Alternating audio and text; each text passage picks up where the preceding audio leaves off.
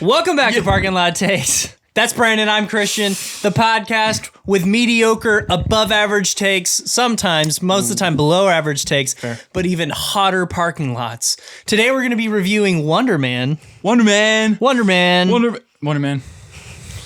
Yeah, we did this before.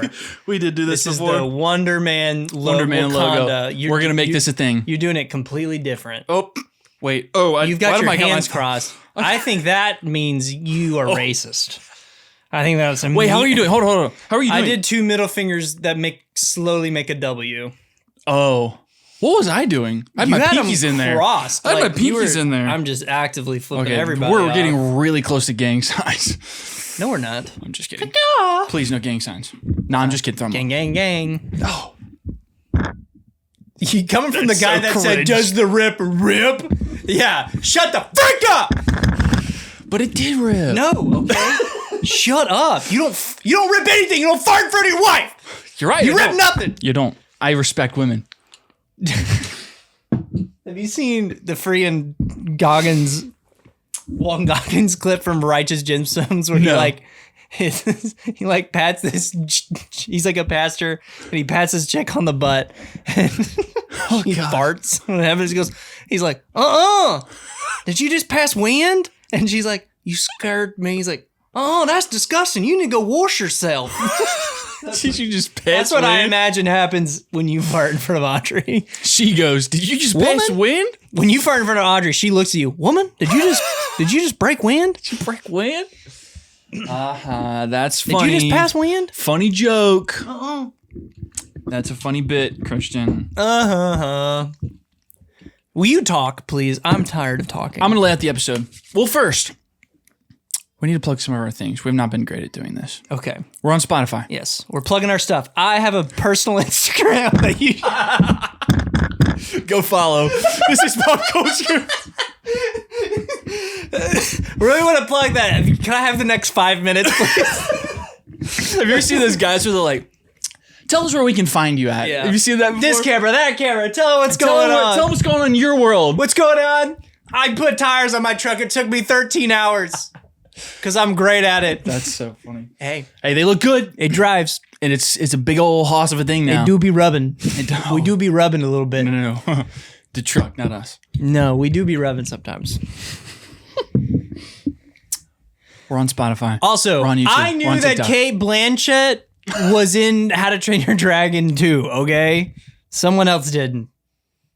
He's over. He's off camera right now. What's her? Yeah, I know you didn't remember his name because he's not white. And you didn't remember his name. You can't keep saying that. Well, he quit when you started doing the Wakanda stuff. Then he left. He quit. Gosh. He threw it in. He threw it in. It's over with. I told you not to have sex with him. And I can't believe he stayed. It must have been really good. For him. I think he's doing rim jobs somewhere else. Like a car wash thing. He looks a little bit like Michael B. Jordan. He do be looking. Speaking of Michael B. Jordan, perfect. I have news for this. You're so welcome. Yes. Segways are hard. But it's harder to segue. Is he skiing? You don't know. You don't get that. I don't get that. What is it from? Oliver, Casey. They know what it is. What is it from? It's Bo Burnham. Oh. He's like in his set. He's like, is he skiing or is he in a gay? Oh. Yep. Yep. The hand motions. Yep. All right. Michael B. Jordan has just become a producer for the Fourth Wing adaptation. Do you know what Fourth Wing is? Nope. It's a book. It's a book series. Okay. Ooh, okay. And they're like, what do you call them? Fairy porn. You know, like they're the smut book. You know. Like just hardcore. You don't know the book talk girl culture. You don't understand. I don't read fairy porn. I'm not asking if you do. It's like a social media thing. Like the women. No, I'm lost. They read these books that are like super explicit. And very graphic sexually. Yeah. And it awakens something in them, and me too. Oh, like kinks?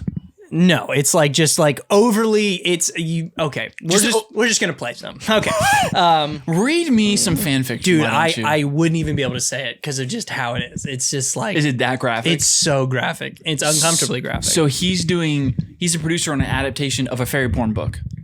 It's not that, but it's like Dragon Riders, but it's very steamy, spicy. There we go. I found the word. Spicy. So it's a book. It's essentially like going to school for dragon riding, essentially. Oh. Yeah. So it's a spicy How to Train Your Dragon. Super spicy, you know? I hate that I just said that. What? I said it's a spicy How to Train Your Dragon. No, literally. It just legitimately is. Yeah, in some ways, like, it unapologetically is that. He's not going to direct it, is he? Or is it just No, he's just a producer on it. So I have Michael B. Jordan. I'm ruining this clip that I had in my brain. We were just so off topic. So Michael B. Jordan is said to be a producer on the Fourth Wing book adaptation. Mm-hmm. I think it might be a series or a movie. Okay. I hope that means Michael B. Jordan is in it because I would love Michael B. Jordan to be Xaden, the hot love interest with an apparently a way above average organ. Ooh, yeah, organ. Yep, he has apparently a very Michael B's Jordan. Michael B. Sure. What? Oh, that reminds me of a thing I want to say about. Wait, I'm looking up what is his name? Xaden. Yeah, there's it's a book, bruh. Like you're not gonna get a picture of him. I don't know. There could be some fan fiction. Oh, there's fan fiction. Yep. Mm-hmm. Yep. Oh. Anyway, Michael B. Jordan should be Xaden because Xaden is hot as crap and apparently has a big wiener. And that's how I picture my Michael B. Jordan. Big schlong and hot. Yep. It doesn't really make sense because I think he's supposed to be a teenager, but who cares? It's a world with dragons. Let's age him up a little. Yeah, and this dragon, you like bond to the dragons. So you have like this connection link, and when other dragons mate, you experience their orgasms. Yep. I don't like this anymore. Yeah, it's crazy. I don't want to watch this now. So a bunch of people, let me give you context of how I know what this even is. So Fourth Wing. I'm concerned It was very popular. It was super popular. Okay. Really? It is popular. It's an extremely popular book series. We're in different circles apparently because I have not in this heard world. Of this. Okay. Like because the Court of Thorns, have you heard of that? Yes. Yes. So it's like of that vein. That of kind stuff. of okay, yes. okay, gotcha. Which I don't mean to hate too. I don't want to hate too much because I think what it's doing is it's getting a lot of people into fantasy that would never pick up a Lord of the Rings. That's cool. So that it is doing that, which is pretty sick. But someone had recommended this to me and they kind of pitched it's like How to Train Your Dragons, but like high school. And I was like, oh, that sounds freaking sick. Oh my gosh. Spicy. So I listened to the dramatized audiobook at work. And they spare no freaking details, I'll tell you what. Oh my God. Or sound effects. Oh my gosh. Just wow. Well, you're married. Yeah, that. Like, it's just like very, very uncomfortable. So I'm sitting at work and it's just like, there's just a scene going on, man. And I'm sweating. Oh. I am sweating in my chair, just like no work's happening. I am just standing off to the side, just like AirPods die. Full blast. That's exactly what I've turned him down because I'm like, what if they die? And it's like he shoved his balls right into it's just like that. I'm gonna there's stuff like smacking balls, smacking. Yeah, it's crazy. It's super graphic. Anyway, holy cow. I'm just sitting there because now I've turned, so it's going on. This woman is reading these explicit words to me that is not my wife. So I'm massively uncomfortable by this whole situation that's going on. And I'm at work, okay? So I'm sitting there just sweating. Just sitting there, okay? People are like, Christian, are you okay? I'm like, I'm fine, please, just leave me alone. Leave me alone. And turning it down, not a good idea, because now she's whispering. She's whispering sweet nothings into my ear, and I'm just sitting here like, say it, stop it. So naughty. So naughty.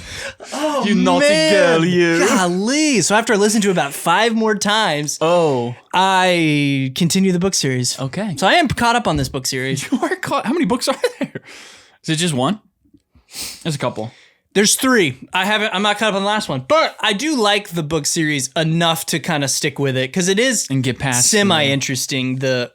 One thing I really think is cool is they have like dormant powers like connected to their dragons. So it's kind of like each like rider's unique. Yes. Okay, like cool. this dragon That's has cool. this element, and then it with the bond with its rider, that rider accesses a part of their energy they get tethered to with their dragon. Yeah. So Zayden's is controlling shadows, and so he can like make the shadows grab you. Oh wow. In like a Peter Pan way, where it's like your shadow gets grabbed on a wall and this person for me. And his hand stops.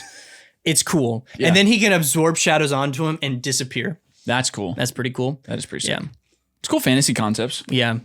I'd be interested to see it. Do you think they're gonna dial it up and still be crazy Oh, spicy? absolutely. Man. Absolutely. The main character, we learn which they tease her abilities with her climaxing because it is weather related and it is happening. If you like think about every time, it's like something going like every time she's having a moment, it's conveniently thunderstorming outside. You think that happens to Storm from X-Men? Oh, I don't know. That's Wait, why would it crazy. be thunderstorming? Wouldn't it be like sun shining? What if it was affected? Well, it's based on it's how like good it lightning was. based. It's not weather know, I'm powers. just- It was lightning based. So lightning strikes every time she. Oh, I see. Every time. Yeah. Ooh. Oh, God. It's a dangerous game with her. Life or death. It'll never strike twice, though, right? That's funny. Well, hey, I'm excited for you and your love for this. Well, I just horny- wonder why Michael B. Jordan has become attached to it. Yeah, that's super random to me. That is really random. So that's why I'm saying I think I'd be curious if he's Must be playing a character in it or something like that. probably. I mean, has he? Oh, don't get me wrong. Has he This is going to be massively successful because of how big the like community is. for Yeah. it. Do we know what studio's doing it yet? Is it Amazon? I think feel it's like it's Amazon. Amazon. It'll probably Like be a show the book then. series on a critical level is not like people. It's not a good book. Like when you pair it up to Game of Thrones or Brandon Sanderson's Stormlight Archives, Mistborn, like up against that, it's nothing. So that's why I think it has such a strong following already. Yeah. I do think it's just gonna crush it as a show for this. Yeah. Did you see that Apple did a massive deal with Brandon Sanderson to collect? Yes. I have not read the book, so I'm not going to pretend to be like a fan. I'm just excited that Apple's getting a huge fantasy project that people seem to love. You read some of them? Apple's of the like streaming services to obtain something. Apple's the one I want to have Stormlight, the Brandon Sanderson verse. Yes. I think they would absolutely crush Mistborn and they absolutely crush Stormlight Archives. You haven't read them. Movies to shows preference. I want Sanderson to have theater releases. I think he that's what deserves he wants it. to. He wants movies from what I can tell. Oh, just from, and like, trust interviews. me, this guy Sanderson is picky, and he has been working on this for a long time. So Yeah. you know he sees something with Apple that he likes. Because I became aware of the series. I haven't read it like 2 or 3 years ago, and I feel like every 6 months I see like, oh, Brandon Sanderson's talking to this movie studio. So yeah, he's being very, very selective. So Apple must be dumping money into it then for him to get like a good, true adaptation. So that's what I would think. It's like he probably could go to like a smaller studio, get something kind of like half done. But if Apple's gonna acquire it at this point in their career, like with their streaming service, they're gonna pump some money into that thing. It's gonna be awesome. If they execute it next Lord of the Rings, next big fantasy genre set. I mean, It'll be a show though. I think if Apple's picking it up, I feel like it's gonna be a show. because like F1, man. Yeah, think no, about they're stuff doing like films, that. but like I think because they'll probably want to adapt multiple books, they'll probably do it in like season by season. Well, I don't know. You would know better than I would about how it's structured and how closely they are all related. Could each of them be its own individual film, or should it be series following a book, each season following a different book? Is it Way of Kings? I own The Way of Kings, but I have not read it yet. Caleb gave it to me one day. And Did he finish it? He did. Yeah, he really liked it. Yeah, he liked that a lot. It's something that I really need to read because I know I would probably just adore it because I love the fantasy genre. This just in. Correction. So, I love it. This is Oh, Sanderson, you freaking genius. So he actively is supporting with this Apple TV Cosmoverse obtaining it. Mm-hmm. He wants movies for Mistborn, which is perfect. That's great. And he wants a series for Stormlight. That is the move. Bar none. That will be absolute the move. Gotcha. Mistborn is very three trilogies. You do the first trilogy. There's another trilogy that happens that in another time jump that ties in, but I mean, depending on the success of this, you don't have to do it. But that'll be great. I'm so excited. I mean, it's a big deal. It's a big deal. Yeah. Just because the books are so beloved. Oh, this is like, if they execute these on par with Game of Thrones, I mean, it'll be bigger than Game of Thrones. They're a far superior series of books. You really think so? It's not even a question. You think in popularity or in how they're written? Popularity is way bigger. But Brandon Sanderson has way more of a following than George R.R. Martin's Game of Thrones. Absolutely. That's true. Game of Thrones is why the show is why those books became what they were. Those books are immensely popular, and they are also still books. Yeah. Yeah, Brandon Sanderson definitely. You're right. And there's a level of freaking care Sanderson has that is just guys. It's so Brandon Sanderson is so beyond doing a money grab thing. It like the length that he has held on to this property. Yeah, makes no sense in terms of like waiting for the right amount of that's not the case. He wants it done right, and he wants it to be done to the best of its ability, and that's what he has waited on. So clear, because if he wanted money, this would have already happened. Yeah, true. Because it's been sought after, like I said, for years now. I've seen so many little articles being like, studio's going to Brandon Sanderson. He's eyeing talks with Netflix. He's eyeing talks with whoever. He's not pitching this to these studios. These studios are pitching him. Yes, exactly.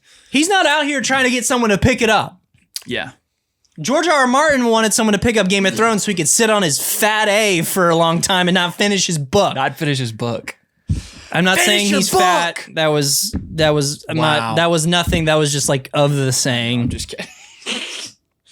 Finish your book is a pretty good moment in the last few episodes of our Finish your book. So good. Moron. That's the one part I regret. I regret that part. I would say the rest. I wouldn't call him a moron. I also will redact fat A just from the record. Okay, we're gonna just have to backtrack a lot here. No, I mean, no, he doesn't need it. And that's why I think it's so special. Yeah. And it's just going to be, you just know he's going to be so involved. Yeah. And it's just going to be excellent. So, yeah, and I think it's going to be good. Mistborn is going to be, I mean, how do you prepare people for the next game? That's what it is. It's going to be that. It's going to be it's gonna just attract this love that the Lord of the Rings has and Game of Thrones has gotten. It's gonna be that, and I'm so excited. And for the people who've not read, this is good. This is so special. And it's gonna be great. I'm excited to see more fantasy. Did you have any other new news? Other than someone who actually likes, I respect as an author and respects Tolkien, getting a adaptation. No, other than that, yeah. That's I didn't even think about Brandon Sanderson. Brandon Sanderson is so much of a bigger deal than him, and Brandon Sanderson has never said an ill word towards Tolkien. So yeah, George R. R. Martin sucks. Oh my gosh, wow, dude, we love you, HBO. It's taking years off my life, bruh. We're watching through Game of Thrones again right now. It's so freaking good. No, it's not. It's so good. You just like it for the boobs. So good. Don't say that. Oh, I'm sorry. Audrey just likes it for the wieners. Don't say that either. Well, there's no wieners in it. Oh, yeah, there is. What? Is there really? Isn't, yeah. Doesn't Jason Momoa? Well, I'm missing out. Dang. You need to go back and rewatch this. Is it really? Does he hang dong? I don't remember, to be honest with you. I'm on season 2 right now, and I can't remember. You know what does hang dong, though? The newest episode of A Night of the Seven Kingdoms. Have you? Bless you. Is that what happens when I talk about wieners? I sneeze? Yeah. You have not watched That's how straight I am. I'm allergic. It was this thought of him. Just the thought of it. Just. Are you caught up on that? I don't understand being gay. I don't get it. Not even a little. Just a little bit. You don't get it. You're not caught up on it, man. Have you seen the memes about it?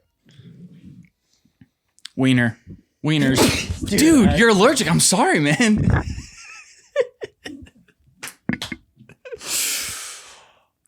In episode 2, the opening shot, there is a guy with I'm talking 10-inch hanging schlong. It is massive. Bro's probably pushing 70 and he just walks out of his house. That thing is hanging, dude. He grabs that thing to take it just whiz and it is massive. It makes Chai Perry look like a shriveled up wiener. It's so big. Are you Googling it right now? I'm going to watch the scene right now. Oh, it's really funny. If you could actually pull it up, that'd be hilarious. While you're pulling that up, I do like the show. It's fun. It's very comedic. It's very different in tone, but I am having a lot of fun with it. I'm excited for you to watch it because it is very different than Game of Thrones. You sign into yours because I can't sign into mine, and I'm very serious about reacting to this live. We're going to do this live right now? Okay.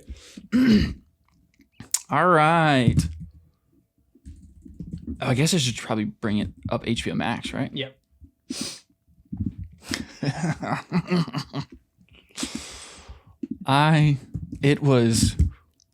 Audrey and I both just went. And then I quickly went. Audrey had her mouth open? Well, you're treading. I'm not the one who just acted it out. You better be careful. Your words. Both of us. Hold on. All right, I gotta do this. I gotta remember what my password is. This is great content. This is so good. Oh, first try. Let's go. You got it? I got it. Hold on. All right, I'm gonna pull it up. Here we go. Well, let's turn it away from the camera. Well, yes, clearly. Hold on. Yep, let's replay episode 2. Hold on. I'm gonna get it ready for you. We gotta skip the recap. Okay. Okay, hold on. Skip the recap. Can you hand me the computer? Sorry. Okay. Hit I don't want to just to be on there. Like, okay. No, you're gonna watch it. I was so shocked. The episode is called Hard Salt Beef. Yeah.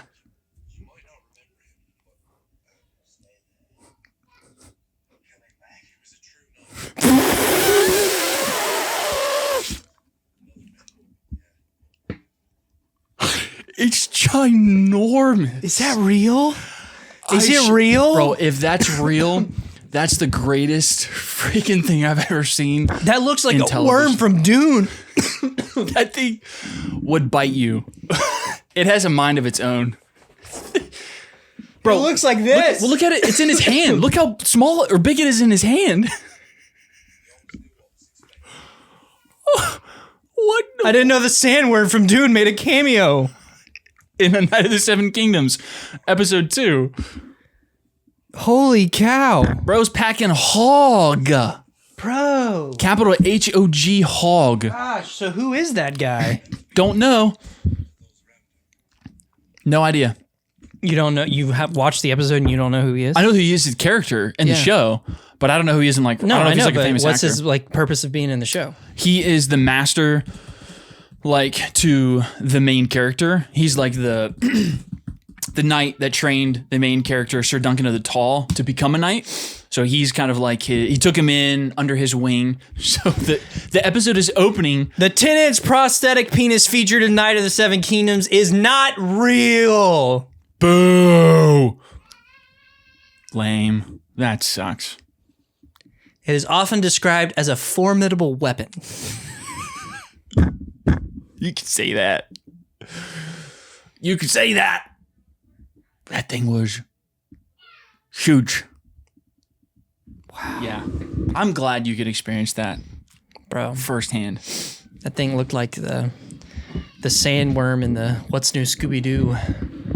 Baja. You don't mind if I watch it again, do No, you? you're good. Wow. So you brought that up. Why? Just for funnies? Honestly, I just kind of rolled with it. I don't know. Why did I bring that up? No idea. That thing is. I'm not gonna suck on anything. Probably the rest of the. Let's just the- try to. Let's just not. Whew. The show was a lot of fun, though. I will say, I'm having a blast with it. So did It's very. So did she. It can make sense. Oh gosh. Do you think she's dead in that shot? The girl in the house. She's not moving. She's dead. She dead. Heart stopped. She got at the that rage point. virus. She got the rage virus. Crossover. She 28 choked- years later, and Game of Thrones. She in choked the on night it. of- Asphyxiated. Okay. Anyway, it's a fun show. You can see it's why I say it's very comedic in tone. It is a lot funnier. It's hilarious. than the other yeah, ones. It's so funny. It's so funny. Wieners are funny. Hey man, that's our bread and butter, dude. You better laugh. Why did I bring that up? I don't even know why I brought that up. You know, 28 years gave that guy the balls to do that. Absolutely. If Chai can do it, now we all can. Great. Oh, Like, oh my gosh, prosthetic wieners are the way. that's what we do to get people in seats. Next one's gonna be 12 inches. It just gets bigger. Is and that bigger. you think that? Yeah, it's got to be bigger than Samson's. It's definitely bigger. It's at least longer.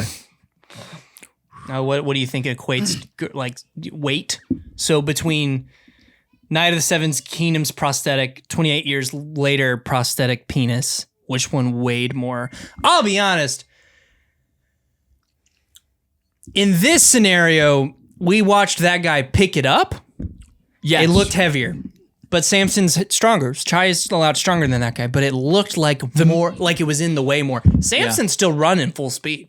That's what I was gonna say. The motion of him running doesn't look like it's like holding him back. Right. This guy, that thing going back and forth. I think if that guy runs, you're gonna be off balance. Yeah, I think if that guy's running, you'll hear the occasional like slap as it smacks, the upper cavity in his chest. Cavity. Like it's going to echo a little bit in his, in his chole. If it swings to the side, he's hitting his own butt cheek. Yeah. Like it's that big. I think he probably wraps it around like a belt and and just does it like that.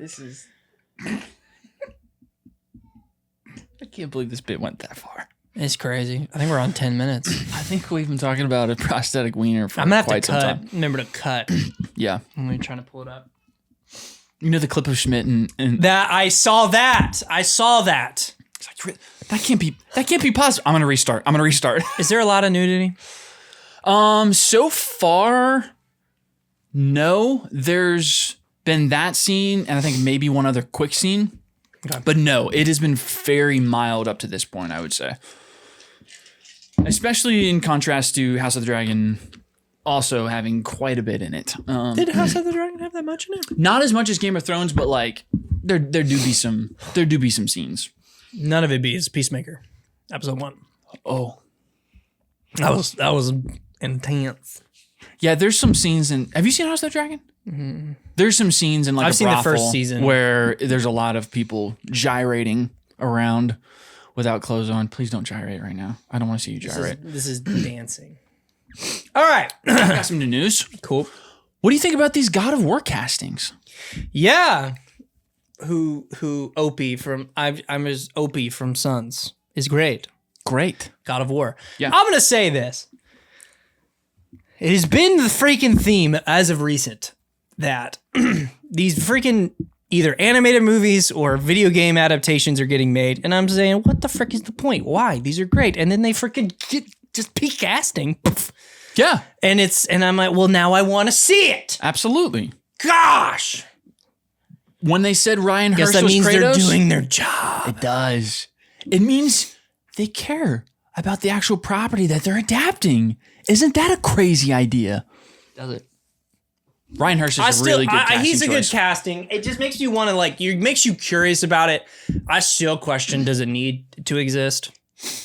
I guess maybe the video game audience is different because there are people who don't play video games. Yes, that's the whole point. Is to bring them in. Fallout's great. Last of Us, like it's to Because like Craig Mazin says in The Last of Us, we want to capture an audience that hasn't played the games to bring them into the fold. And they ruined that. No, it's great. Great show. So yeah, that's the point, is to capture the people who are not going to buy a PS5 or an Xbox and play it, but they can still experience how good it is. Freaking losers. Freaking losers. You don't game? You're not a gamer, bro? Pfft, insane. But yeah, Ryan Hirsch is cool. We got a couple new ones. That's what made me think of this. I don't know who Olafur Olafsson is as Thor, but I've heard some of his voice but I've heard his voice in some acting from Severance, and oh my gosh, it's gonna be great. He just really looks like Thor too, because Ryan Hirsch was Thor in God of War. Yes, I did see that. That's what I thought when I was looking through all of them. I saw some pictures of the actor and then the character, and I thought they're nailing the look of the characters across the board. Mandy Patinkin. Oh, I butchered that. Mandy Patinkin. Mandy Patinkin as Odin. He's Inigo Montoya in The Princess Bride. You know who that is? Have you seen The Princess Bride? Yes. Yeah. You kill my vibe. He's obviously a lot older, a little like bolder. Not bolder, bulkier. I think he's really good. Teresa Palmer as Sif. She's from A Sorcerer's Apprentice. You know that one? The old Disney with Nicolas Cage. And she's in Warm Bodies. She looks the part. I thought that was great. And then Max Parker is Heimdall. No idea who he is, but again, he looks the part. Every single one of these, I'm like, they're nailing the look of these characters. And it feels like they're just taking a lot of care to like roll out the casting to say like, hey, we are paying attention, and they look like the characters, and they think it's going to be good. I'm excited for it. Because it's Amazon, right? Mm-hmm. Yeah, it's Amazon. Did you ever watch Wheel of Time? No. I'm going to pivot here. Does their adaptation of Rings of Power concern you at all for God of War? No. Why would it concern me? Because they took some liberties with Rings of Power. Do you think they would take liberties with God of War to affect it in a negative way? That's a good point. Here's what I'll say. I think the look of it, they're going to nail. I just hear The Last of Us. Like, I guess I'm just thinking of The Last of Us, and they're just going to do The Last of Us, where it's basically the game, because God of War is like that. Why not? I don't even see a world. I don't know what in their brains would make them think that's a good idea, just judging from the success of Last of Us, to not follow it that closely. Yeah. That would be an insane take. But also, I would say vastly deviating from the source material of Tolkien is also stupid. So it's like, they're doing great with Fallout, though. Very different, though, because they're kind of got like a sandbox world that they can kind of play around with new characters. It's not like, because that's an open world game. So it's different. But if we get something in quality like Fallout, I'm here for it, because I think Fallout's fantastic. So different. It'll be more linear storyline than Fallout is, as far as like staying true to the actual game and like that story. But if we can get the same quality, it's going to crush it. Who's casted as Baldur? Conor McGregor? Bro, it's a joke, but that'd be kind of crazy. That would be that'd be kind of crazy. You had me for a moment there. Maybe kill it. With this walk up from what is it? Roadhouse? Yeah. Let me tell you something. Don't send. What? Wait. That would be really funny. Have they announced Baldur? What? What did I tell you, Kratos? Don't stand this close. Boom! That was Scottish close right there. That was pretty close. Yeah, that was pretty close. I don't know if they have. I don't stand this close. Bang! Have you played Ragnarok yet? Hmm? I need to play Ragnarok. Oh, fake fan. You're even talking about it. You haven't even played Ragnarok? You even know what happens? What if I just spoiled it? Please don't. Right now. Please don't. Atreus is gay. Oh, good for him. Well, he's Loki. So he's like into bestiality. Oh, not good for him. No, it's good for him. No, it's not. Yeah, he has kids. No. That's where Helena's wolf is from. That's a descendant of Loki. Did you know that? That's right. Because he shapeshifts into a wolf and gets it on. I don't like that. Why not? I'm sorry, I'm not into... Your characters in Baldur's Gate 3 disagree. That's I never said. I you never told me that confirmed. in confidence, Never- but I just aired it I out. Never, nope. I never said that. Let's I look never at said it. we have to Let's bear. look at your play history. Okay. All right. Don't go to save 62. Okay. All right. I thought it was save 69. Just you guys were. You I guys, was so close. You guys were strategic about that. Oh, we got to do it right now. Right now. Nope, that never happened. We did not F a bear. Why am I saying we? Yeah. Who do you play video games with, Brandon? My wife. Okay. Oh, that's funny. Oh, that's really funny. Okay, I've got another piece of news. You ready for this? Mm-hmm. I don't think you're ready for this. By the way, I don't think I would even care if I wasn't trying to be negative about Trace being gay. Sorry. Yes. I think they probably could do that, and it would be. I think Loki does do that though. In Norse, Loki does play that way in Norse mythology. He might. Oh wait, Loki in freaking MCU is like that. I don't know about that. Yes, he is. I thought they did that with that scene with Sylvie. Oh, maybe. I'm trying to remember that scene. I thought maybe I'm wrong. Could be Maybe. wrong. I thought that's what I. Interesting. That is interesting. I don't remember. I know what scene you're talking about, but I can't remember how it plays out. When they're on their train. Yeah. I'm pretty sure he is. It might be. You ready? Yep. We have a confirmed release date for a movie that was in your most anticipated for 2025. Stop. Don't talk.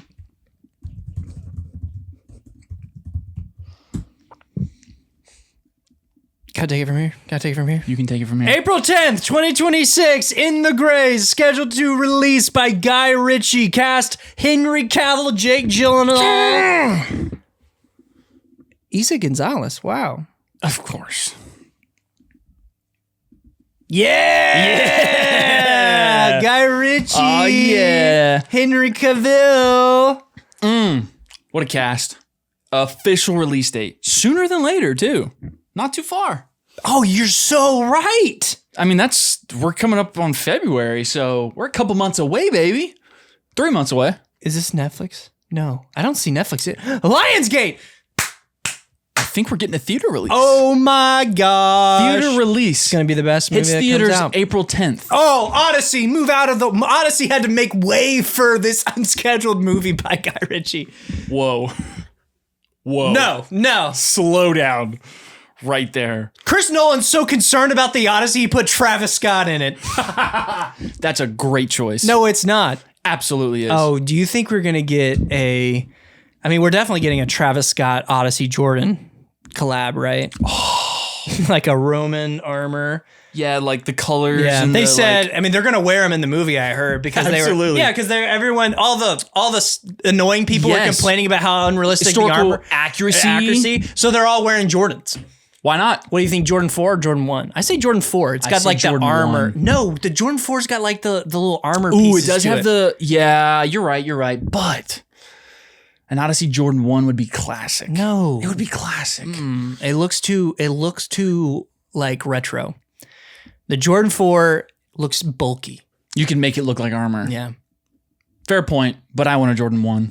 Oh, maybe like a Jordan 1 side release, but what they're wearing in the movie is definitely going to be Definitely going to Jordan be. 4. That's fair. Yeah, that's fair. If they were wearing just a Jordan 1. What if it was like that would feel a little more like inaccurate. a Jordan Low. Golf. No. A Jordan Golf No. Travis You ready? Scott Low. A Jordan mid. Oh. Do you have a mid? That would be crazy. Sorry. No. Sorry. I thought you said Travis Scott. I took that as like Travis Scott Jordan mid, and I was like, I don't think they make those. No, it just meant like a mid Jordan. You know what I'm talking about? Yeah, the in between high and in low. between Yep. high and low. No. Go low, go high, mid. You know what's tough? What? Sometimes I look at highs and I feel like they look like the mids. I know what you're talking about. Some of them don't look very tall. Yeah, some of them don't. Sometimes I think it just kind of depends on like the color. Some collabs too, just like it's shaped differently. That'd be sick though. Can you imagine them rolling that out for the movie? Why not? He's in the freaking movie. I mean, he's probably going to do a song. He's probably going to be the end credit song for the Odyssey, I would think. Do something for it. Wouldn't you think? He's a music artist. You think they just put him in there for his acting abilities? Brent hadn't thought past that point, so maybe. It's not like he's a like platinum award-winning, rapper or anything like that. Is he? Yes. Travis Scott is like one of the biggest hip hop superstars on the planet. I'm just realizing that he's not just a Jordan guy. Yeah, he's so much more. He's rapper before Jordan guy. But is he that big? Oh, absolutely. He's like top 3 in the world. Absolutely. I thought he was just famous because he had a kid with a Kardashian. No. Or a Jenner. I can't believe you would offend Travis like that. That's awful. No, he's massive. Seriously. It's like Drake. What's a song he's done? What do you mean? What's a song he's done? Goosebumps? You haven't heard Goosebumps? Butterfly Effect? You're just naming bodily functions. Fiend? Remember when he released his album a couple years ago? Everybody was going, The Squirts? Fiend! What? Bro, I'm sorry you're not cultured enough to listen to good music. That's hilarious coming from you. Coming from me? Yeah, that's so funny. Cultured enough. Interesting. Wow. Hey, I saw the news and I was excited for you. You're getting your release. Because it didn't go. I can't. It's going to be such a 7 out of 10. I'm excited. I mean, usually with the Guy Ritchie is my favorite director. Usually you can tell. I mean, I'm looking at some of the set photos and it's just kind of feels like it's going to be another Ministry of Ungentlemanly Warfare. I'm concerned about that, but if it is, I'll still have fun. I had a lot of fun with that, but it doesn't matter. It does just kind of seem like probably on the scale of like Operation Fortune. Yeah. But I really like Operation Fortune. I didn't see that one actually. But obviously I like Guy Ritchie. So. Yeah. All right, I got one more so we can get into Wonderman. Yep. We got new set photos from The Highlander, starring Henry Cavill. Have you seen those? What's that? Do you know what The Highlander is? No. So The Highlander is a movie. It's an 80s film. Okay. Cult classic, super cheesy. I'm going to give you the synopsis of like the story, okay? The Highlander follows Connor MacLeod, a seemingly immortal Scottish warrior who discovers he's a part of a secret race of immortals destined to battle one another across centuries. The rule is simple. There can only be one. As Connor is hunted by the brutal Kurgan, the story jumps between modern-day New York City and medieval Scotland, exploring love, loss, and the cost of eternal life, and capped by mythic sword duels. It is awesome. It is a cult classic. It's super cheesy, but a remake of that with Henry Cavill at the helm as MacLeod is going to be mind-blowing. He looks so good. Oh my gosh. It looks gritty. It looks gothic. I'm here for it. He looks hot. He looks really hot. I'll say that. He's an eternal Scottish warrior. Come on. Tell me you're not bought into that. But we got 2 set photos specifically from the movie. And he looks good. Highlander set photos. So this has been one of those projects that he's been attached to for a long time. Not as passionate, I would say, as like Warhammer. Oh my gosh. You see that, man? This backdrop with all the lanterns is so cool. Dude, look at him in the trench coat and his freaking chin. This is awesome. Doesn't this look... When's this coming out? This year. I don't know when it is. This is my most anticipated movie. Move out of the way, Odyssey. The Highlanders on the way. Highlander and in the Gray are taking your spot. I just looked up Highlander 2025 release date, and you know what I got pictures of? A Highlander. Oh, a car. A car. That doesn't help me. The Highlander film. First look. Also 2026. Bozo. Did I say? Frick. I keep writing. Targeted 2026 release. Well, you know what that means. It's going to come out in 2027. So in 2027, we're getting the Highlander. So essentially, we're getting Henry Cavill Witcher fights again. Yep. Beautiful. I'm here for it. I just thought it looked really freaking good. And that synopsis, man. Immortal warriors destined to fight each other. Oh, so good. I'm trying to remember. That we're going to review the Wonderman? Yeah. Yeah, we are going to do that. That's right. No, the guy who plays Kurgan in the first one, he's a really good actor. But I can't remember his name. All right, let's do it. You want to review Wonderman? Yeah. Let's do it. You binge it all at once? I binged it over 2 days. Okay, cool. I watched the first 2 episodes, and then I had to put it down, and then the next day I cranked through all 6 of them. Yeah, there were 9. It's only about 3 hours and 40 minutes of content. So it's just like a long movie, so it's not hard to binge. I mean, I binged the back half in a couple hours. But yeah, I binged it all the way through. Christian, what did you think of Wonderman? I think Wonderman's the best live-action MCU show. Yes! Wonderman Yes, it is freaking incredible. I'm going to say it. It's peak. It's peak. Peak MCU shows. Oh, yeah. Hang on. Sorry. So banging on. We're banging. Let me wander back in here. Lock in like Simon. Box breathing. Is that? Wow, I like that. Do it. Let's do it again. Okay, so. Am I following you? Is that what's happening? 5 seconds. Or is it 5 seconds? Yeah. So, breathe out.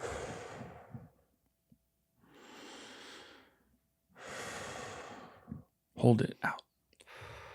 Dude, that's scratching my brain. That's nice. Do you not feel so at peace? I do. I feel nice.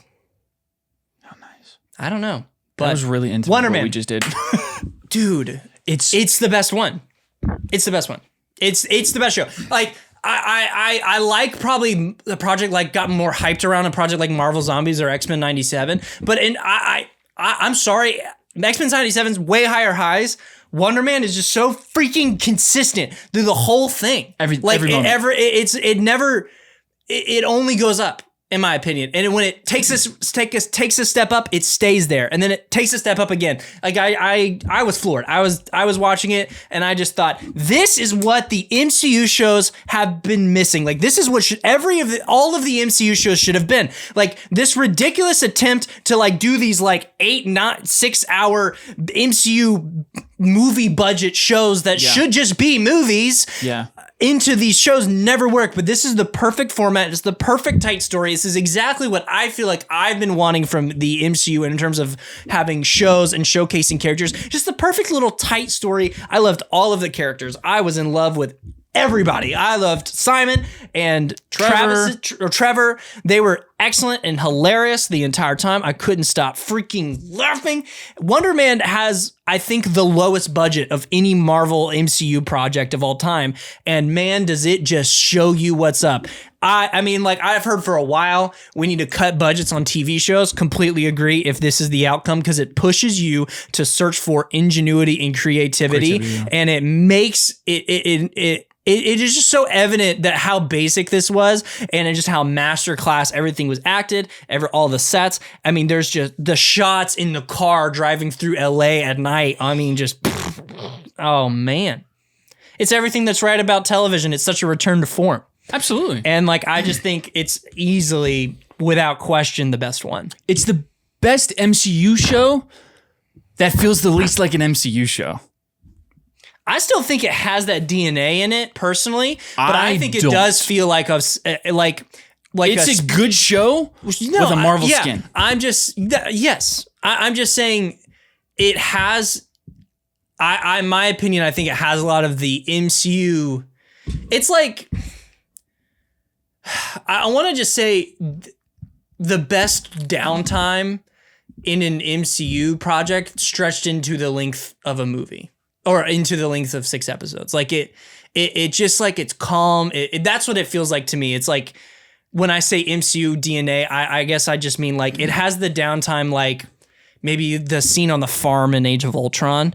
Like, it's just kind of, it has that ability to be that. I see what you're saying. And so to me, it doesn't feel immensely different, but I'll say from the way it's shot and it looks and the marketing, it does just feel like a random one season of a of a show on HBO. Like, it does have that look to it. I thought if this was like a limited Apple series and you took out the superhero elements of it, like, it would just be immensely interesting, even if he didn't have superpowers. Absolutely. It has so little to do with the plot. You don't care at all about Simon because he has powers. Not at all. Not at all. Like, there's great moments and scenes where he like uses his powers and whatnot, But like, I wasn't waiting for that. No. You know, like in all of these MCU shows, you're waiting for the power, you're waiting for the villain to show up, you're waiting for something big to happen.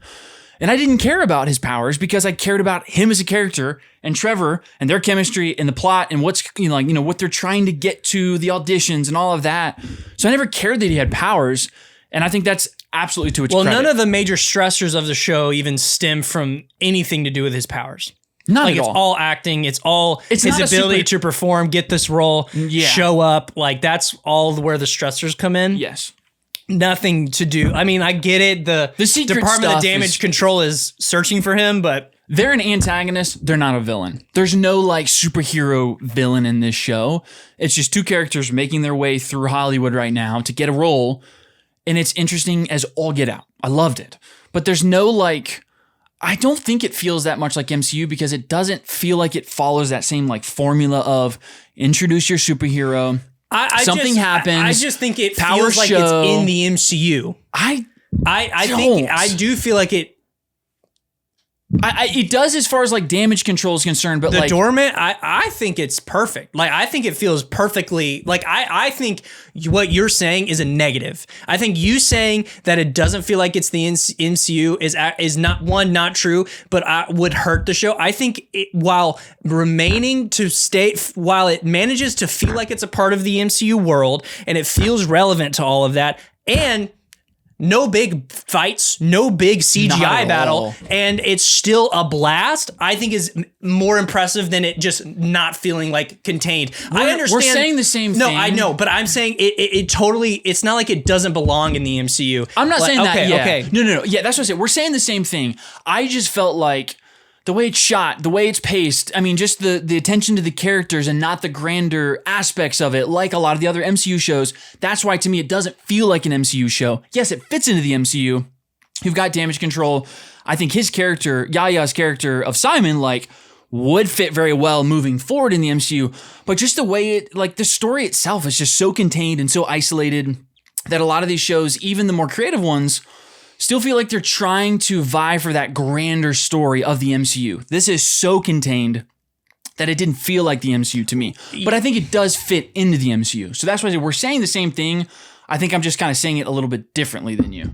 Well, yeah, I guess I equate what you're saying. Like, I think it's like more like the Fantastic Four, where I see how it fits into the MCU, but it just feels like its own thing at the end of the day. But it's not so separate that I would be jarred if they came in. Like I guess like I just the like it doesn't feel like an MCU project.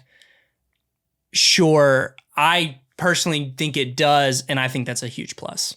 That it does feel like an MCU project, but it's still fantastic. I think that's my point of like, this is what you've been missing. This is what you've had to do the entire time, which is to have these contained stories that are not so big and impactful where you're wondering where all these other characters are, but you have the details woven in throughout the story.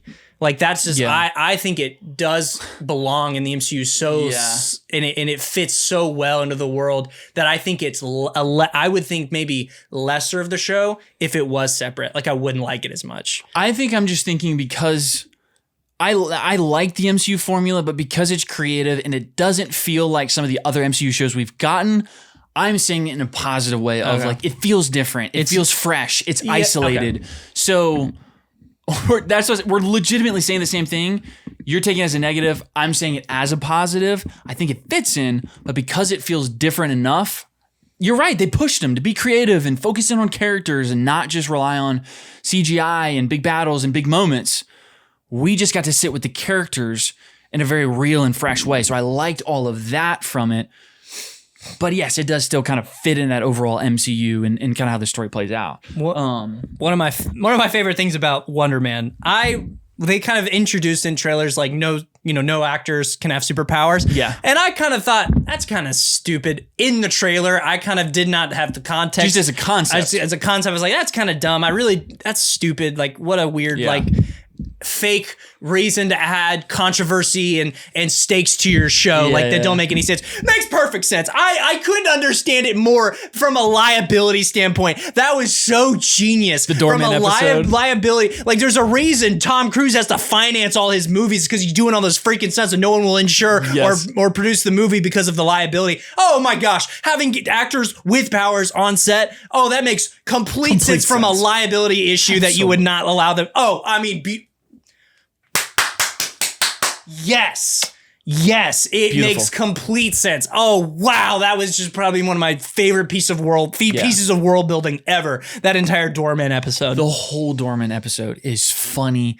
It's interesting. At first, like, because it's in the black and white, spoiler alert, I guess. We're kind of in spoilers. But because it's in black and white, I was like, what are we doing here? Like, are we trying to go for WandaVision again? Or like, I don't know what this is.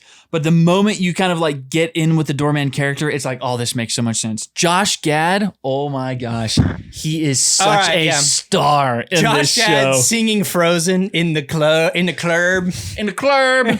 We all fell. Melting. Dude, Josh Gad. Absolutely. Disney, you're a genius for being able to do that. I want to know who we're bringing him back as a superhero somewhere. Oh, we got to. He's going to make a triumphant return from the void somewhere, and he's going to have superpowers. Oh, it's going to be so good. So, Josh Gad playing Josh Gad in this is great. Did you know the Doorman character beforehand? Like, have you know of him? No. So I thought that was Cloak from Cloak and Dagger. Oh. Before they started calling him Doorman. That's a good I was thought. freaking out because I was a day late to this and I could not believe I didn't hear people talking about this. That's crazy. And I thought I was pretty sure that he was introducing Cloak. And so I was freaking out. That's cool. And it ended up not being the case, and I just couldn't believe. I'm like, how have not seen nobody reacting to this? Like Sammy J, where are you, bro? Like, I was expecting to see your clip by now. I mean, that's dude. funny. And then the Doorman stuff, and I was like, oh. And I looked at similar powers, but not quite. Because in the initial, it's like he's wearing a black shirt. It just looks like a cloak. Like, I'm like, put a hood over his head, exactly. and he's Dagger. So Cloak. I totally bought into that. That was Cloak, and I was freaking out a little bit. That's funny. Yeah, that's a good episode. Josh Gad is awesome. What do they say? Like Olaf's. They said something. I can't remember the line. Something like Olaf's turning up in here. Oh man, that's all of those scenes are so good. And like, good on Disney to have the balls to do that. You know what I mean? Like, to kill Josh Gad. To kill Olaf, and to use freaking In Summer in that way. What did you think about Doorman? So I kind of took that. I was like, okay, so Doorman's maybe going to be a villain character that Department of Damage Control sends after Simon. Didn't happen. Kind of happy it didn't. But I almost thought, just from a trophy standpoint, that's where they were going. Did you wish you had seen him again? No. I personally don't. I think I really like where it is. And it makes kind of sense to me why they would be after Simon in a way. Yeah, absolutely. Yeah, so, it makes sense. And because they're setting up so much of the industry and they're laying the groundwork of the Doorman clause, that the episode is so creative and fun that like once we move on, I was ready to get back to Simon and Trevor. So I didn't really care to see him again because it served everything they've been setting up for it. It made sense. Now let's get back into the story. So it was meaningful, but we weren't there like too long. Yeah, I don't think we needed to see him as like a villain or something like that. Yeah, I initially kind of watching it was kind of like, that's definitely the best live action. It's behind 97 and probably Marvel Zombies. Okay, that's actually kind of crazy because... And now I'm very confident in I like it more than those, personally. Really? Yeah. Well... I think 90s... That's funny because I was going to crank through and just kind of ask you, like, is it better than this? Is it better than that? And you're just saying it's better than all of them. I think it's my favorite. Wow. I think it's mine too. I think it beats them all, personally. Sorry. Wonderman beats X-Men 97? I agree. Yeah, but you haven't seen X-Men. I haven't seen all of it. I've seen like the first 2 or 3 episodes. So don't say that, but... So far, I agree. I kind of... Because I think there's some slow moments in 97. Mm. 97 has higher highs, for sure. Yeah. But I just, to me, it just hit me, man. Like, Wonderman was what this promise of an MCU Marvel Studios TV, selection of shows was supposed to be. It almost I personally kind of feel like She-Hulk did that. Like She-Hulk felt like an episodic show, and She-Hulk probably should have just got dropped all at once. Probably. Just like this. I But felt like the marketing though was not pushing Wonder Man as to be this big thing. It was kind of like under the radar. They dropped all the episodes. I heard people being like, "Oh no, are they not that confident? It's not episodic." So it's almost like they didn't quite know because it's not. There's not a lot that happens. True. So I almost wonder about if they market the crap out of it. Do you let people down? Yes. Watch it. And it ends up having low stakes versus... That's just industry red flag, though. I get it. I'm not saying this is ideal. I'm not saying this is right. I'm just saying... It's all the signs of a studio not really feeling 100% about their show. I agree dropping it all, being quiet. I don't think that's the case. I think if that's the case, they're idiots. And I don't know who thought this was like, this is incredible. It's amazing. I would understand the reason I would understand the most is we didn't want to overhype it. Because to make you think it was going to like tie into Doomsday or have some greater relevance. And the fact that it's as small as it is and contained would let people down. I kind of understand that reasoning personally, if that is the reason. Yeah. So I think probably that's not, but that's just how I would choose to think about it. Yeah. If they did not think this was going to be that great and they did not support it fully and they were just dropping the episodes, just kind of hoping for the best, I think that's crazy that they did not see how gold this show was. But it is all the red flags of a studio that says, we like this show, but it may not be as big as everything else. Let's just drop them all. We'll drop all the episodes and we'll show some trailers. I saw people, but it's amazing. I saw people being like, this and Ironheart. I'm like, let's not put Ironheart and Wonderman in the same. Ironheart's fun, okay? This is like on a different, like Ironheart, middle of the road. This is the best MCU show that's come out. Let's not like loop these in together. Yeah, and they're marketing the crap out of Ironheart. I think Mephisto. Wonderman dropping all at once, absolutely the move. Absolutely the move. It's such a great binge all the way through. I will say, episodic, people probably would have fallen off. They would have gotten bored. Yeah, for sure. But in a tight binge, it's perfect. Yeah. It's perfect. Well, and credit to Disney then. Maybe they just knew that and they thought because it's a contained story, it's just better in the binge format. And if that is what they thought, credit to them because that is genius. Yeah. Binge format is the best way to do this because it's a long movie. Mm-hmm. Why wouldn't you do that? Yeah. Because sometimes the episodic formula does hurt a show like She-Hulk. People were falling off because they would watch one episode that they didn't like and they go, I don't know if I want to return to it. With this one, follow all the way through. Yeah, I think that was smart. Plus, you avoid what's. Marvel has to be.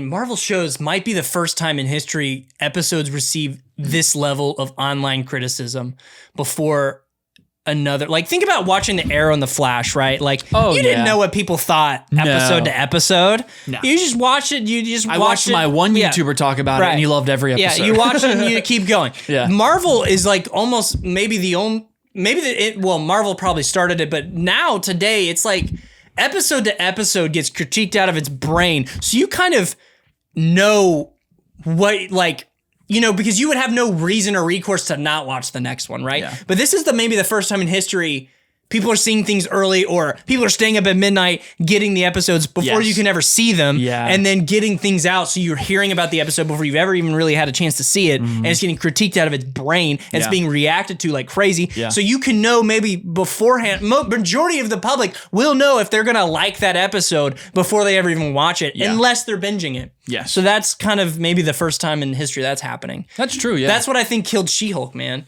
That's what killed it for me. True. Yeah, you're right, because you stopped watching it because people were hating on it so much. Yeah, that's what killed it for me. And I was like, well, I'm just not interested because everyone hates it. And I went back and watched it as a binge, and I was like, oh, wow, as a binge, totally works. She-Hulk is probably then a good case study of binge is better than episode to week episode release. And they kind of just fumbled it on that show specifically. But Daredevil Born Again works on an episode week to week. Absolutely. There's enough in each episode to really hook you and keep you there to where it gets you excited every single week. WandaVision was another one. Yeah, absolutely. WandaVision was creative enough. Oh, you know what? I've heard people saying that this is the most creative thing since WandaVision. Did we forget that Werewolf by Night happened? Is that not the most like probably creative thing since WandaVision for this to come out? I kind of think so. That's a good take. I don't know if I really agree. You don't agree? Why wouldn't you agree with that? I think that's the most. I think it's on par with Werewolf by Night, so I wouldn't be probably. WandaVision's on par with it, or Wonderman. Wonderman. Yeah, no. I agree. I'm just talking about the creative side of it. People being like, "This is so creative. We haven't seen anything like this since WandaVision." And in my brain, I'm going, "Okay, I just agree with you." Where does essentially? Did we forget? Yes, did we forget about Werewolf by Night? Like that's probably the most creative thing. I do think Wonderman is creative. Wonderman is creative in that it's like everything's stripped back. Do you know what I mean? Yeah, it's just beautiful, just raw. That's kind of, I guess, where I'm getting at with it doesn't feel as MCU, but because it's just so stripped back, that's why people are saying it's creative. But isn't that just what a good show should be? Good characters, good story, you care about it all the way through. Like, are we being fed so much slop that we get a Wonderman and it's really good for all the reasons we love and should love shows? And everybody's like, peak, creative, this is amazing. I do think it's not a recency bias thing though. I guess like is that what you're alluding to? No, I'm saying we've been fed so much of the kind of like more just spectacle, just more grander, that we get a self-contained, at its bare bones, good characters, good story, good pacing all the way through, that we're saying this is a 9 out of 10, this is a 10 out of 10 show. It's amazing, but should this not be the standard? Yeah. That's concerning then. That tells me that in the past, we've gotten a whole lot more slop than we probably have quite realized. Oh, yeah. You know what I mean? It's kind of like hindsight's 20/20. We're getting something this good and so stripped back that I'm like, oh, wow. Some of these other shows really don't compare, but this one's just kind of stripped back from all the spectacle of the MCU. So I'm like, maybe we have been just fed so much to this point that's why we feel like this is good. Now, I do think this is good. That's not the only reason. I'm not saying we only think this is good because of the slop we've gotten. I think on its own, it's very good. But is it so like viral and hyped right now and everybody's excited because we haven't really gotten this up to this point outside of maybe like a WandaVision or outside of something else? You know what I mean? Yeah. I mean, that's the whole thing is like, yeah, I agree.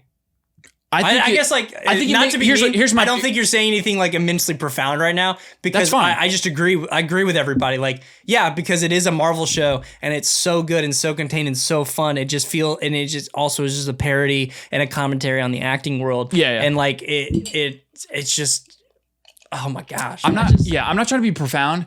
I guess I'm trying to say is, does Wonderman in hindsight make a lot of the other MCU shows not as good? In comparison. So, I mean, I don't know. I'm going to answer it like this. You tell me if it answers. I think this is when Marvel said they were going to do shows, this is what it should be. This is what it should be. Yeah. This is in this stuff like this. And I think there's plenty of examples, like majority of the shows, maybe give or take WandaVision. I think WandaVision's personally lightning in a bottle because they really haven't been able to recreate it. Yeah. And Loki's very good too. Don't get me wrong. Mm-hmm. Could work as a movie, probably. Yeah. Wonder Man's not going to work as a movie. No. But Loki's very fun. But like, I almost am like, everything should be like Wonder Man, where we have, Miss Marvel. Miss Marvel has a little bit of that. Like these really isolated, contained stories, low stakes. Very low stakes. There's like no every stakes episode is super low stakes. Yeah. And it just be about building characters that we care about is the main focus. And then we get a Daredevil Born Again that's mixed in there it's just electric. And then we have these smaller shows. Like I think why not? I think that's exactly what it should be. Yeah. I do think it's I think Werewolf, like the whole Werewolf by Night thing, I don't know why that's not its own show. Yeah, I think it's interesting. That has all the monsters every episode. Mm-hmm. I don't know why that was just like that one-off thing. Yeah. I get the whole like Halloween special thing. I see what you're saying about that now. That makes sense to me. Here's what I was thinking specifically. I like Falcon and Winter Soldier a lot more than other people. But now that I have Wonder Man up here on the shelf and I'm looking back at that, I'm thinking, wow, they're so drastically different. And it's almost making me like not rethink, like, there's elements of it that I'm always going to love, but I'm like, the quality is so different there that maybe I'm like too high on Falcon and Winter Soldier. So I'm just kind of like retrospectively going back through and being like, yeah, this should really be the standard, and we haven't quite gotten that yet. Outside of lightning in the bottles like WandaVision and other little things that I kind of like. So I'm like, maybe I've been thinking about this wrong. Top 5 MCU shows. Top 5 MCU shows? Wonderman, WandaVision. Not in any particular order. So I don't know if this is number 3. Moon Knight might be in there. I like Moon Knight a lot more than other people. I know that. I don't think the back half is great. Oh, I'm missing something here. What am I missing? You don't like Born Again more than Moon Knight? That's why I said not in order. Born Again is probably in that top 5. Yeah, Born Again's in there. Wonderman, WandaVision, Daredevil Born Again. I didn't see Miss Marvel, so I'm not going to talk. I can't say that. But I know it's in a lot of people's.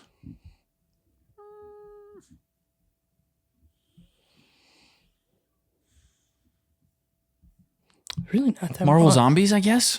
Did you finish that? Yeah. Okay. I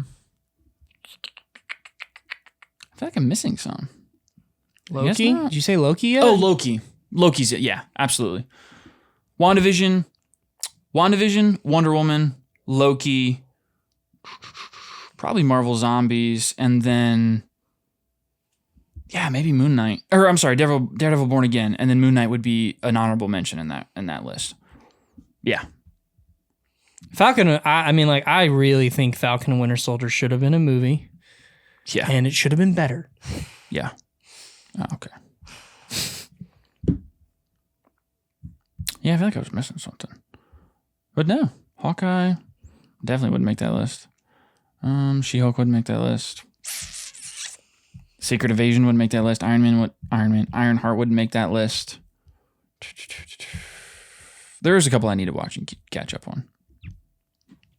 But yeah, anyway, tell me if you felt this way too. In the Von Kovac house, when Simon is doing the kind of like improv sessions, Von Kovac's like setting him up to do the acting, like show your chops.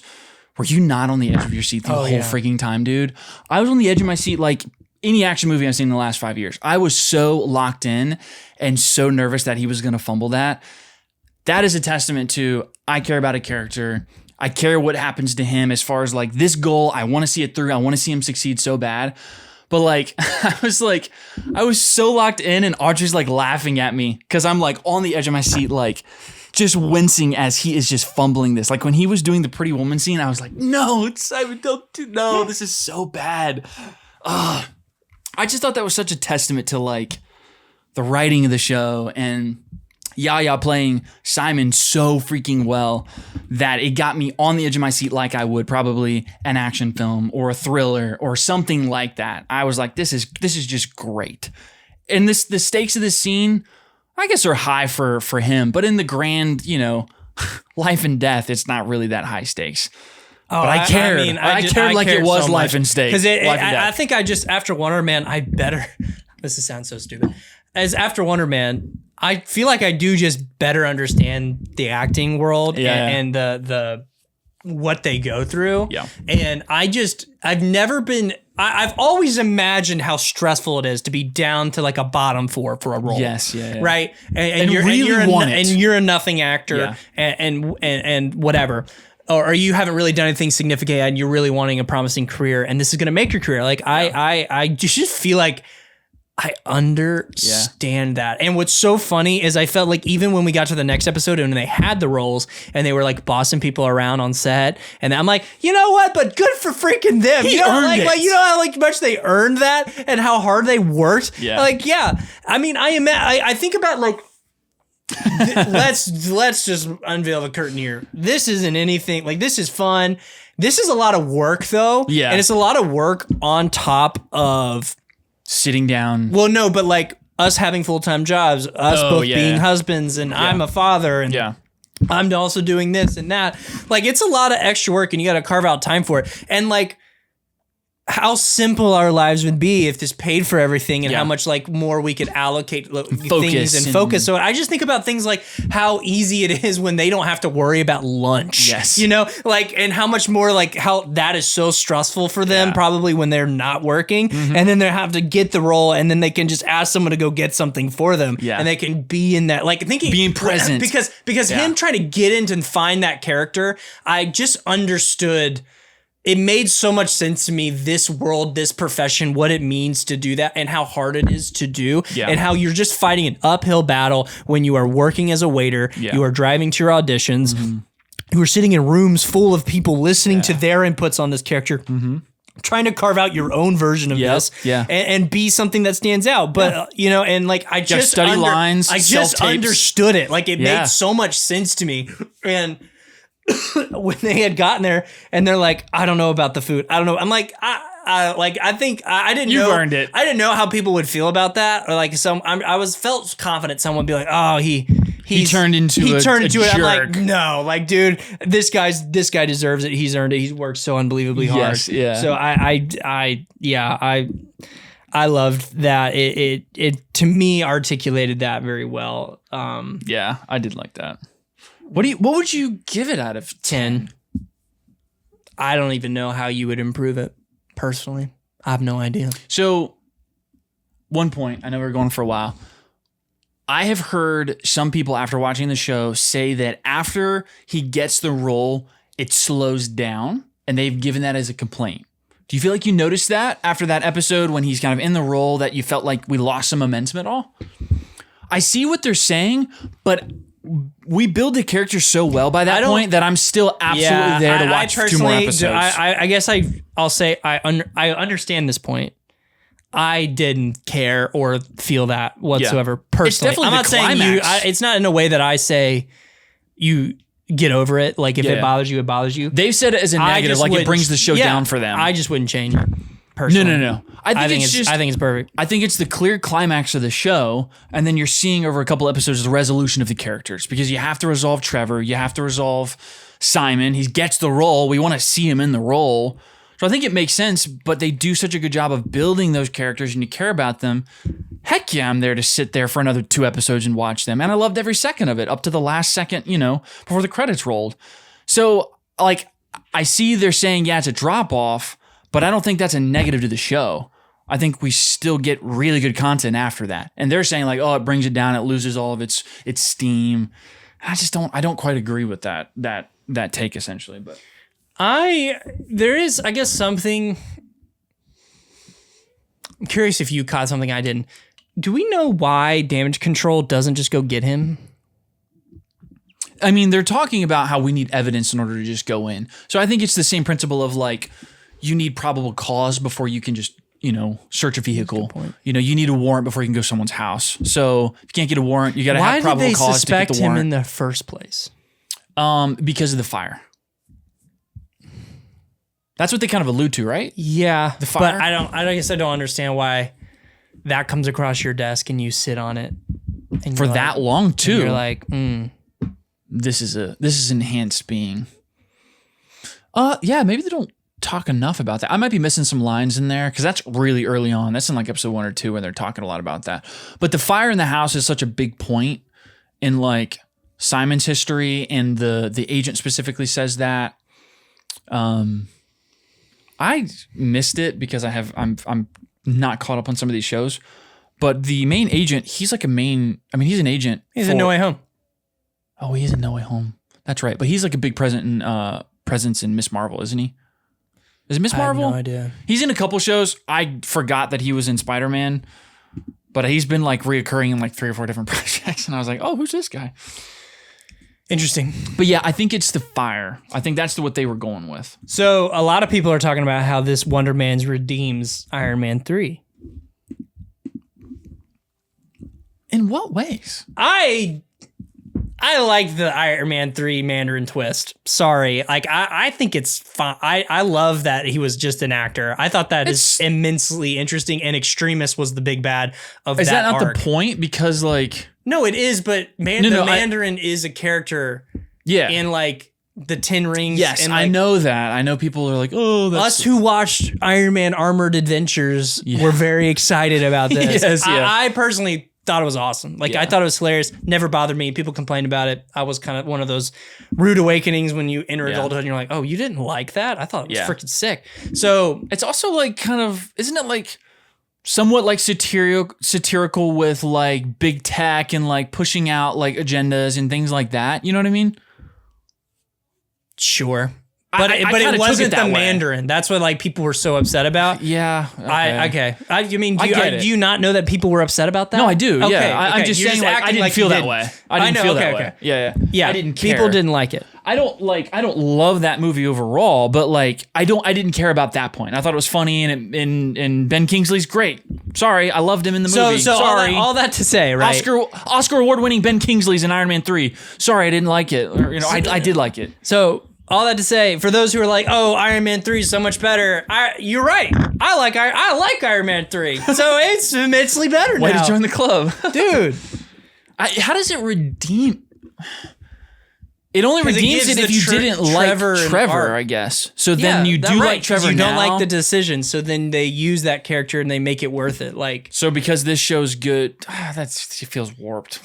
That feels warped though. I thought they redeemed it, and people are saying that. So people are really saying this Wonderman really redeems Iron Man 3. I also confuses me because I would say Shang-Chi redeemed Iron Man 3 in a big way by making actually it so doing the Mandarin? Extremist people like copied the Mandarin and the 10 Rings organization, and then they went and kidnapped Trevor. Yeah. Like, I think that did it, but I mean, it's the Trevor Slattery trilogy, if you will. Iron Man 3, Shang-Chi, and Wonderman. Greatest trilogy in the MCU? Yeah, probably. No. No. Iron Man 3 and Shang-Chi being in that trilogy brings it down. Yep, absolutely. Let me back up. I like Shang-Chi a lot.